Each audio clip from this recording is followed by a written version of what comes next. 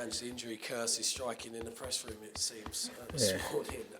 Look, when it rains, it pours, as they say. How's Radu? Is it too early to... Yeah, a bit early to tell. He obviously tweaked his ankle last night. He felt like he couldn't continue, so we just have to wait and see. Wait till he gets in today and then assess it from there. Is there any other issues after the game at all? Well, Djed got sent off, obviously, so we'll miss Djed.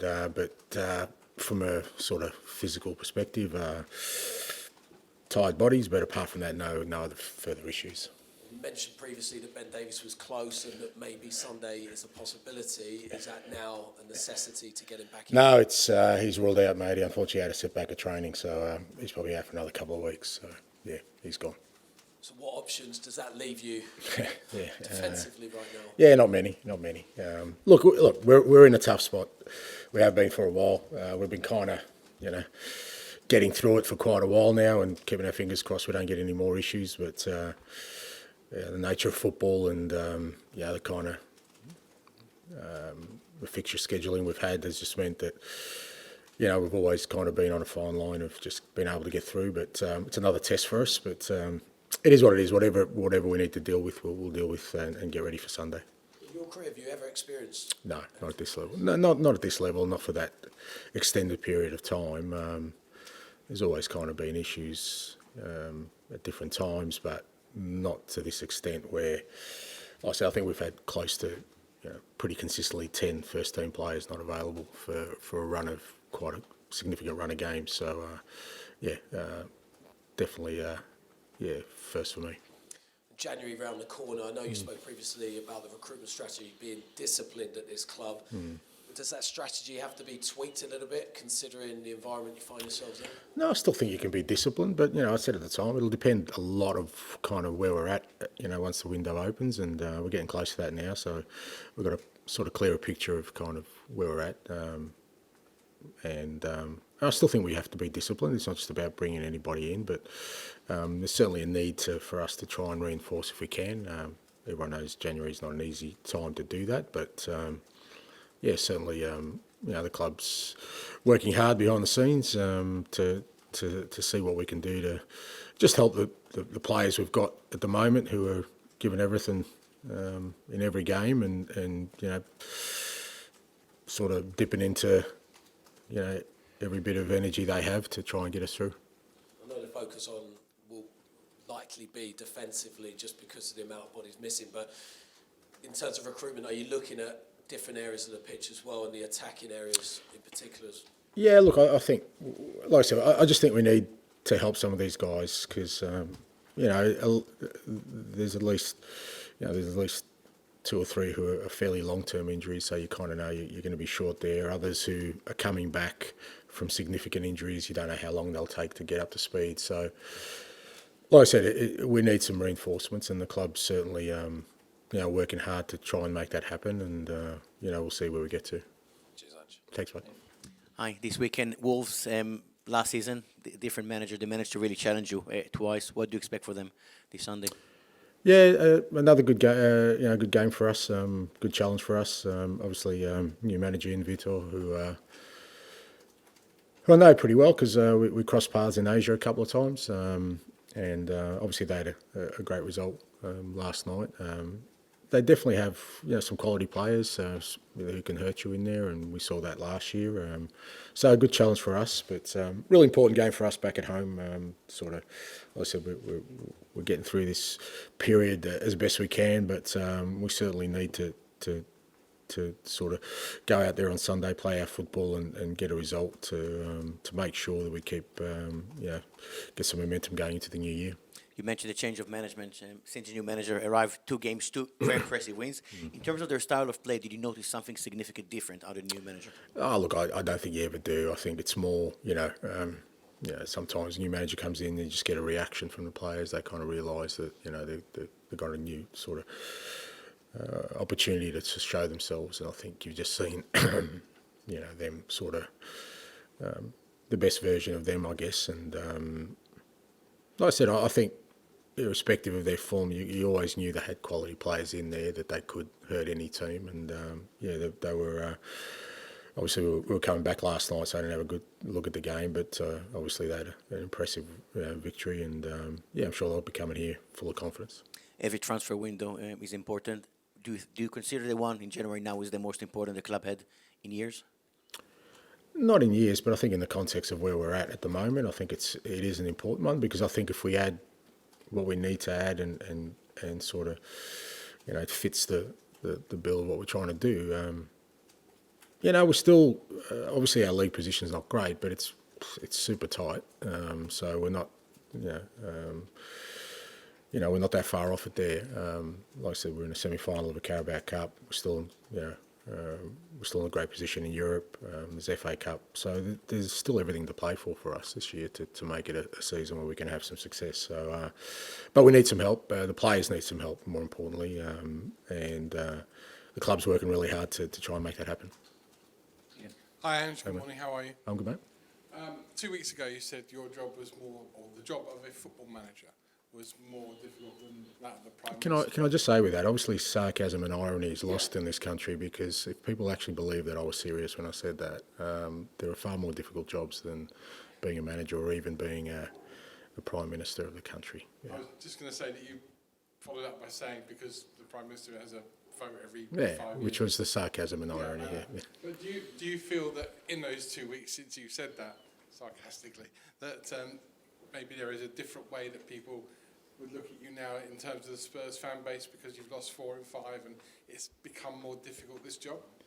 No, it's the same. Look, I keep saying with fan bases, like they love their football club, they care about their football club, and they obviously want their football club to succeed, and then they make those feelings and emotions seen. I haven't felt anything but support since I've been here. I still feel that support's there. I'll keep doing what I think is the right thing to get success to this football club. That doesn't change.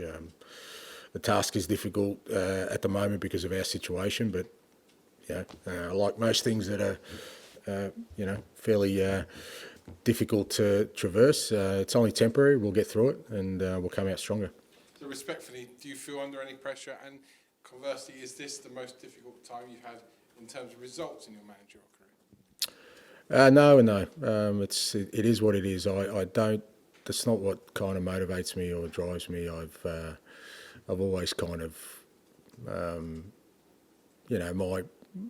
my motivation to do what I do is to try and create teams that win things and have success and make an impact, and that doesn't really change. I'll keep doing what I'm doing, and doesn't add any pressure, or I don't feel any extra anxiety about anything.